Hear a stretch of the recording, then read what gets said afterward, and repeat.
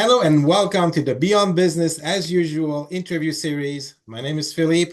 I'm your host, and I have the honor to meet today Carlos Vega, who is the co-founder of Tesorio. Is that correct, Carlos? That's correct. Thank you for having me. Well, it's a pleasure. I was really looking forward to talk with you because you've built something that is quite successful, isn't it? We'll see. Yeah, it's been quite a ride. We've been working with some great companies and a great team, so feel fortunate so far. That's excellent. Okay, so why don't we just kick it off right now with a little bit of a story about you as an entrepreneur, what you've done and your journey, and I'd like to know a little bit more about Tesorio as well. So go ahead.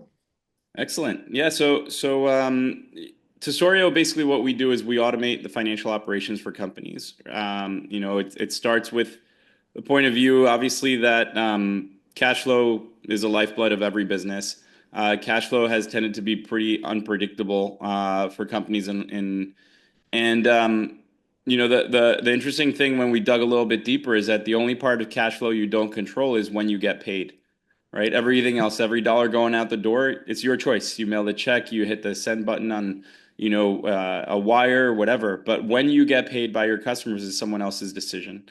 And so that's where we started. And so the company really started on creating automation to help companies make their cash flow more predictable by optimizing the timing of payments from their customers, following up with them, making it easy for them to pay, automating the reconciliation, that sort of a thing.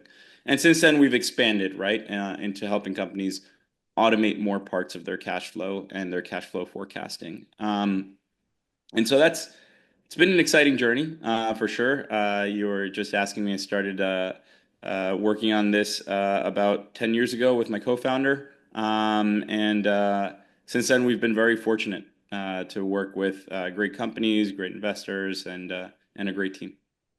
That's fantastic. Okay, so uh, were you always an entrepreneur, Carlos? No, well, I guess it's a good question. I jumped to say no, but ever since I was about 10 years old, I was shoveling snow for my neighbors back when I grew up in New York. And funny story, I found out later on, maybe my dad inspired me, but he never told me until maybe about a couple of years ago that he would have to go to every house that I cleaned, supposedly the snow off the driveway and redo it himself because I thought I was doing a great job as a 10-year-old, but the neighbors didn't think they liked seeing a young kid trying. So you had a But QA there so going, huh? so maybe my dad deserves some credit, but yeah, but I didn't after college I didn't go into the entrepreneur path directly. I worked at General Motors, I worked in investment banking, I worked in reinsurance. But then when I was working in investment banking on the side, I did start a factoring business. In factoring, as you may or may not know, is if you're owed money by someone, you have to wait around to get that money. It's, an invoice is outstanding, but a factoring company will buy that invoice off of you at a discount, so you get the money now, and you can invest it in your growth and go do things with your company. So that's what I was doing. I didn't love it, and that's after that I started Tesorio to address some of the things I didn't like about that business. Nice. Okay, so what? Okay, so you're working as an employee, and what made you shift? What's the catalyst here that went like, okay, that's it. I'm starting my own business. Yeah, it's a good question. I don't I know I like had the strong urge to start my own business. And I've always tried to think about what it was that, I was working at Lazard, doing M&A, was getting paid well and all of that, but there was something missing. I don't know. There's some funny parts. Like, I think back. I don't think this was a catalyst, but when I've thought about this, I remember watching the movie The Social Network Mhm. and seeing, the early story, the beginning with Mark Zuckerberg kicking things off. Um, at one point, he opens a door and he's wearing a hoodie that's from my high school sports teams. And then I realized, like, wait a minute, Zuckerberg, I know that name. Turns out his sister was in my class, and he was 2 years below me in high school. And Wow. uh, and I was like, man, that kid did it. Obviously, I'm nowhere near what he what he's been able to do. But I was definitely like, oh, look at that. Like someone else did this and started something, and I'd always been having that urge. And I remember that being like a little bit of a nudge to scratch that itch. But I can't quite pinpoint it. But that was definitely something I remember that was kind of humorous in hindsight. Well, that's great. Thank you for sharing that. It's interesting. You see, scratch that itch. And it's really like this. I've interviewed so many entrepreneurs, and it's an itch. So you go like, there's more, right? You almost like go like, yeah, there's more. I can do more. And then you go like, okay, and then you launch, and then you are a little bit of the master of your own destiny at this point, right? I mean, it's like you just jump in and then you do it. Obviously, it takes I mean, from my own opinion, it takes a little bit of somebody who has an adventurous mindset, who's not afraid to fail, and who's got enough guts and grit to actually push through those various things. Now, talking about guts and grits, I'm sure the journey was not like all smooth for you. Um, what are the main challenges that you found you had to deal with as you were starting up, as you were building your empire, so as to speak, and how did you deal with that? Yeah, I feel it's probably the first main challenges are with yourself, right? You hear from everyone that why do this? It's not going to work, or so and so else is already doing it, or there's too much competition, or there no one's really going to pay for that, or like there's so many reasons to not do it. That starting a company is really almost always the wrong thing to do. Like no matter who you ask and what research you do. So there has to be almost like a problem you really can't stand seeing in the world. You can't stand seeing it not be solved. And to your comment you were just making, like I've had this conversation with folks about like that itch, and it's like, I look, for example, I was the type of person where like whenever I got a toy for Christmas, I would instantly take it apart, and see how does it work? Like, why does it do this? And I eventually figured out how to put them back together, right? And so like when you talk to people, they've either been traveling around the world, or they've always had this kind of like desire to fix things and take them apart and figure out how they work.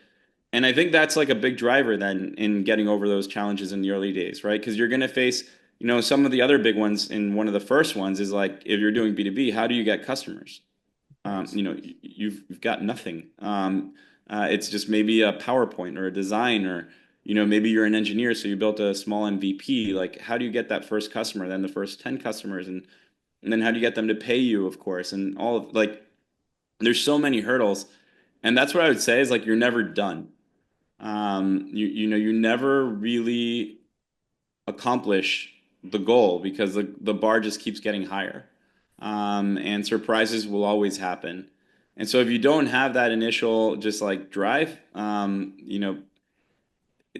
it's Stuff. not that there's glory in being an entrepreneur for being an entrepreneur's sake. Like there's plenty of exciting things to go join another company that maybe it's an early stage company, 50 to 100 people, 25 people, maybe even the first 10, and make it happen, right? You don't have to be the one that came up with the idea. So it really has to be a strong itch, a strong drive at the beginning to get things going. Well, that's great. I'm sure lots of people listening to this are can relate to this definitely. So thank you very much for that.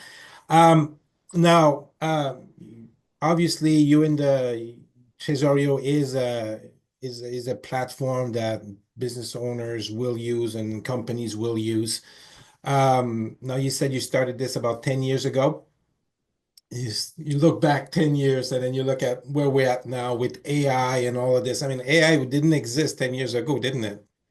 And I don't think it existed the way it does 2 years ago. Exactly. And I don't think Yeah. it's going to be existing in 6 months from what it No, was now. exactly. So, okay, so lots of changes, right?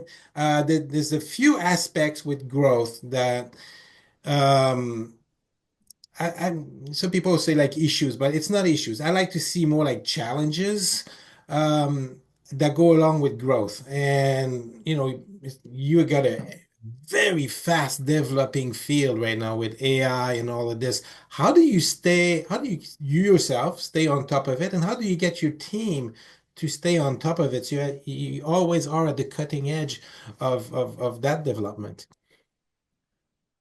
I think a lot of it comes with your network that you develop over time. A lot of relationships that you have to. I think if you're just naturally curious, you will naturally form those relationships. So it's not something that should take work Mm. per se. But having the really strategic thought partners and those open conversations are critical. So, for example, in March of 2023, I happened to be at a dinner that one of my investors organized. And as luck would have it, the person sitting next to me ran enterprise AI for Microsoft, Oh, right? And the person sitting next to him was an early Microsoft employee who was, at the firm that led our Series A at Madrona. Um, so I got to have this conversation with those two guys deep into what would be the implications of AI for competitive moats in enterprise software, given what AI would be able to do, given the velocity that other entrepreneurs would be able to create new features and copy yours or beat you and all that sort of stuff. Um, and having that conversation back and forth over the course of an hour and a half over dinner and then some continuation afterwards, it helped shape, a lot of thinking. That's just like one example, right? And then obviously after that, continuing those thoughts and having those conversations with the right teammates or with other entrepreneurs. And so I don't, the good thing about entrepreneurship is like once you do take the leap, you're never alone. And so like being aware of that and staying curious is a really powerful way to develop your points of view. But at the end of the day, you do have to develop a point of view. That's the courageous part, that you do have to have an opinion about what's going to happen. Obviously, uh, always look at the data, see what's changing, see how you need to update that. But staying sharp and curious, I feel there's no substitute for that. that's great. And it's interesting that, you mentioned that you connect with people that don't necessarily think like you, and they Hmm. bring more to the table. And then this is how you really grow as a company or as an individual. Um, I'll just add to that, like that's yeah. almost been part of the secret of the my co-founder and I's relationship. We meet in the middle on product, right? But he's, a hardcore engineer. I'm not an engineer. I grew up in finance and in business, but I always like, was very curious about product and solving things and whatnot. So that's where we meet. But aside from that, we approach every problem very differently. Good. And so having that trust and that ability to debate things, I think is critical. Yeah. Yeah. I mean, again, it's like you feed on this, right? And it just really grows if things are aligned. Now, talking about alignment, what I find is having core values as a guiding factors for a company is very, very important. It's very key. Now, I'm interested, Tesorio, what are the core values on which is built? Yeah, so there are several. I would say that, I mean, there's six basically, and they're organized around the team, how we make decisions, and how we communicate.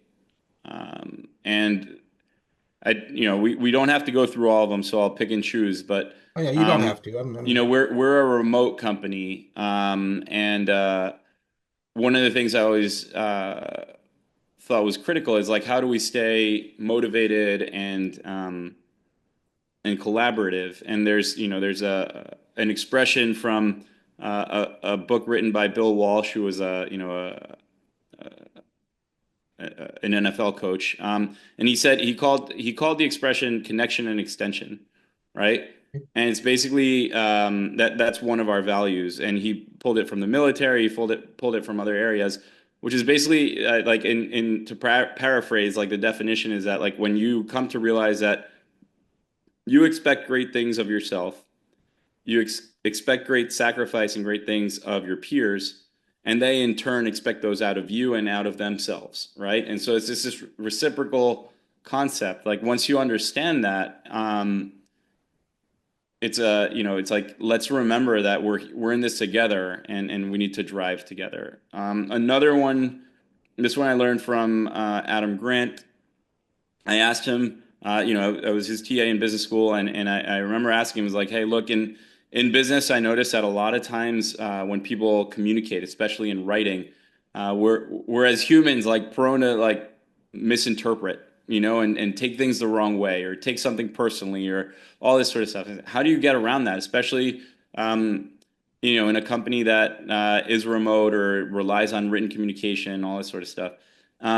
And he taught me this concept called most respectful interpretation, which is actually one of our values as well. And what you do there is like whenever you read something, right, or you get any communication, of course, there's a million ways to interpret it, Yeah. but force yourself to see what is the most respectful, kindest way to interpret what they said. And if you can't see it, just pick up the phone and call the person. Say, hey, I didn't quite Perfect. Yeah. follow what you just said. Like, what was that? Because, I mean, it sounds silly in hindsight, but even in our personal lives, we've all experienced it, right? Where you get something, how could they? And then later say, no, that's not what I meant.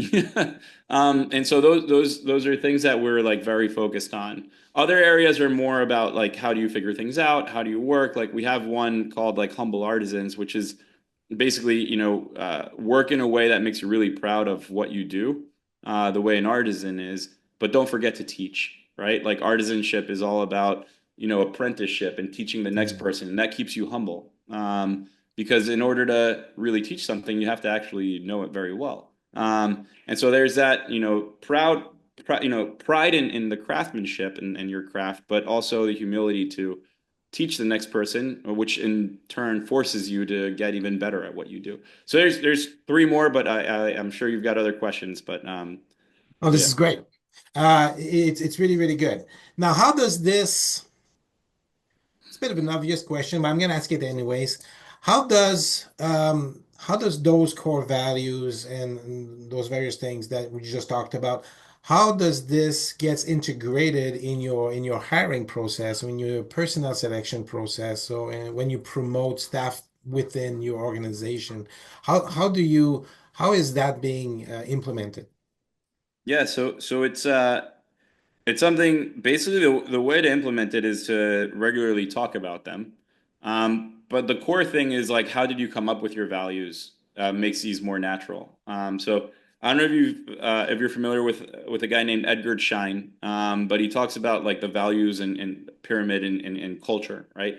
The main Mhm. point is that at the everything we just talked about, like the names of the values or whatever, right? Those are like espoused values. That's in the middle of the pyramid, which is like, okay, we put a name and these words together. The artifacts are at the top of the pyramid. That's like, okay, if you have an office, they're like listed in the cafeteria, or like every time you do an all hands, you walk through the values again and you talk to everyone. But at the base of the pyramid is the underlying assumptions, which is this is not written down. No one sat down and thought like, what are we going to come up with for our values? It's based on like, values do emanate from the middle, right? From the founders. So it's like based on them and then the first people that they hired and then how that's grown, probably around the time you have ten people or so, you start to have these assumptions about how you operate and how you work, right? And so those are like underlying assumptions, if you will, that aren't necessarily consciously written down or thought of or asked to chat GPT. And so like basically, like you have to, it's almost like a discovery mission. Like what are our values? Like how do we want, what, and then you go up the pyramid, right? If you have done that properly, working that into how you hire, how you manage, how you do all that sort of stuff will feel a lot more natural. And then it's a matter of continuing. I do think this, and I tell the team all the time. It's critical to how you hire to make sure that it's aligned with your values because again, it's at the base of it is the underlying assumptions. You can hire the wrong person and speak till you're blue in the face. These are our values. These are our values. But if they don't represent them, like if they don't live that way, or close to it, they don't like it, you can't see that in them. the next person that person hires is probably going to be misaligned with your values all the way, right? So that's where I mean, you hear these stories that sound ridiculous sometimes, right? Of like Elon Musk interviewing every single person that gets hired and all this sort of stuff, right? Like, I think from those things, up. I mean, up until like thousands of people, right? Like, I think part of it, a huge part of that, has to do with these core values, right? And it's not that crazy when you realize how much deviation from that can really turn your company on its side. Completely. Look, again, your company, you've done very well, and I think you've got a great future for Tesorio, and kudos for you and your team on that. Um, but again, Thank you. it will stick together because of the agreement, because of the core policies, the core values. And if you bring somebody that thinks differently, and then this is where you start getting a schism, and then this is where you start getting clashes and drama, and well, and it never ends. There's enough already as it is as to deal with the current situation. But if you have like core values or core ideas that people don't agree with, right? Yep. You're going to play hockey, you're going to take the puck and throw it in the net. Well, if you keep doing this, you won't play hockey very long. Yeah. Well, you got to get benched and get transferred. And that's really what it is for any people joining a team. They've got to agree with the game called Tesorio. And what is Yeah. this all Yeah. Yeah. about? Yeah. And disagree and all that in all the right ways, So that's you do need that. But you're right. It's how you operate. And that's the key thing. That's cool. Okay, great. Well, I was going to ask you a question, but I think you already answered it. You go back to the beginning of your let's say we go into time machine, we go back to the beginning of your entrepreneurial journey. What advice would you give your younger self, Carlos? Yeah, it's interesting. I know, like earlier, you had mentioned some things around work-life balance and things like this. Like I think, the hard thing is that in the beginning there is no work-life balance, right? It's it comes later, right? A little bit. But it comes in cycles, right? Mhm. But I would say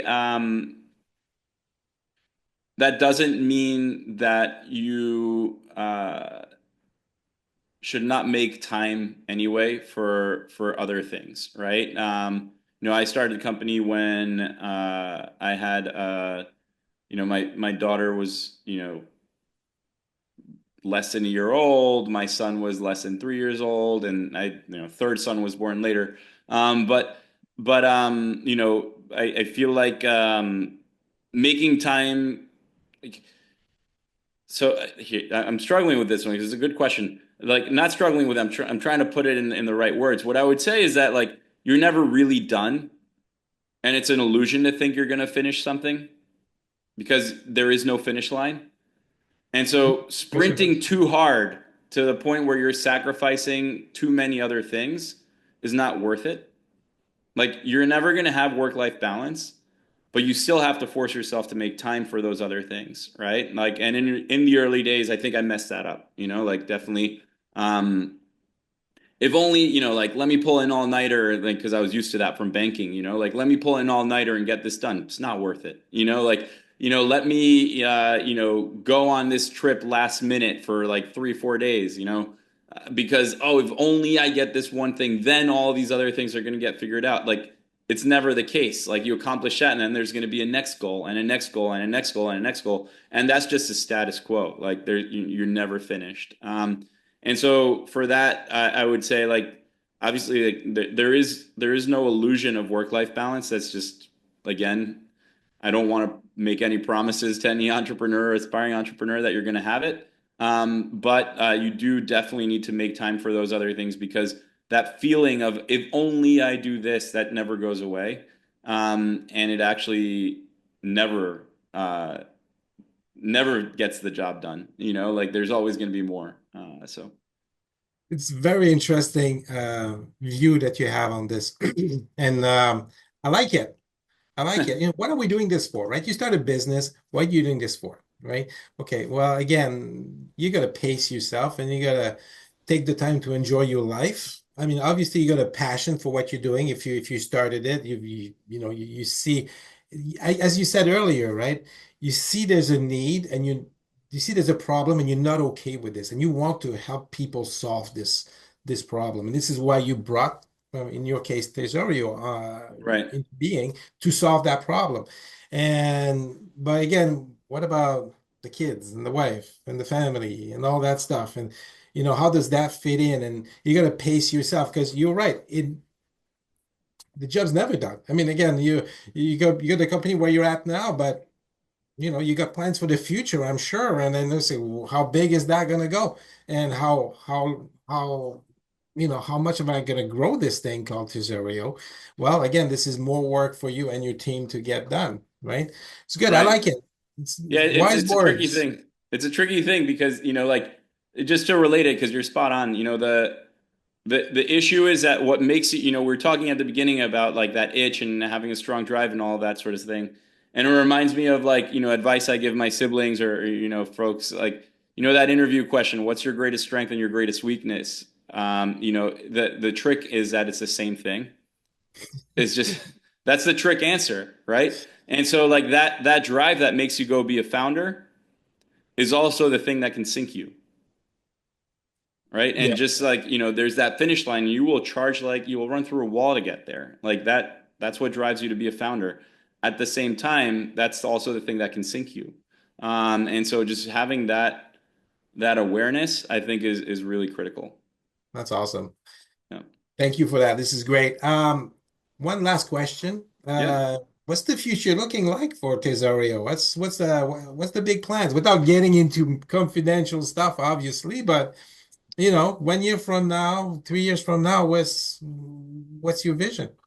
Yeah, no, I think it's exciting because we've been at it for, over the last like year and a half, we've been really thinking through like what does AI mean for enterprise software and what are companies going to look like in the future? How do they stay competitive? And so I'm actually very excited about what you'll start to see from us this year. Um, Last year we spent a lot of time developing AI features with, we created a Tesorio AI Advisory Council with choice customers. And this year, what you'll see is taking that to the next level, right? So given everything we learned, we believe that, what you will see as a company, the product being re-architected. Almost, it'll feel like it's been reimagined from the ground up, as if we were building it today knowing what we know about AI, knowing what we know over the last 10 years with, the hundreds of customers that we have, um, how would we build that today? That gets me very excited. It's back to that almost like the early days of being an entrepreneur, right? But it's like a second act. So yeah, you can imagine all the buzzwords and things around there. Think about agents and data connectivity and all that sort of stuff. But I don't want to reveal too much. But that gets me very excited about what's coming. I can see that. I can see that. Yeah. You don't have to. I mean, again, I'm sure there's a lot of good stuff that's in store, and then your team is fully behind you to push this forward. That's amazing. Look, it was great. We're reaching the end of the interview, so I want to thank you for taking the time, Carlos. That was an amazing interview. I'm grateful. Oh, So, thank you, Philippe. I really appreciate it, and thanks for having me. okay, that's great. Excellent. And for the rest, well, for the people watching, well, thank you very much for listening, and stay tuned for the next episode of Beyond Business as usual. Thank you very much. Bye for now. Bye bye. Okay. And we